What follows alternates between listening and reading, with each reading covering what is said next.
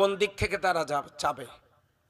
যদি তারা মনে করে আমাদের এমপি একজন ইমাম হওয়া লাগবে, বলবেন পীরগঞ্জের সবচাইতে বড় মসজিদ আলতাবনগরের খতিব উনি, হাজার হাজার মুসল্লি যেখানে নামাজ পড়ে। যদি বলে যে হাজি হলে ভালো হয়, তখন বলবেন হাজি উনি 3 বার। একবার বললে বিশ্বাস করতেন না, এবার শোনেন উনি হজ করছে 3 বার। একজন আলেম হলে ভালো হয়, আমি হয়তো আলেম হতে পারি নাই, আমি আল্লাহর কোরআনের তাফসিরে জালালাইন ক্লাসে পড়াইছি 26 বছর, আর 30 বছর থেকে আল্লাহর কোরআনের তাফসির করি। যদি বলেন ইউনিভার্সিটি থেকে পড়াশোনা হলে ভালো হয়, উনি বিশ্ববিদ্যালয় থেকে অনার্স মাস্টার্স। যদি বলেন একটু লম্বা হলে ভালো হয়, সেটাও আসি না নাই। যদি বলে ফর্সা হলে ভালো হয়, তাও আসি না নাই।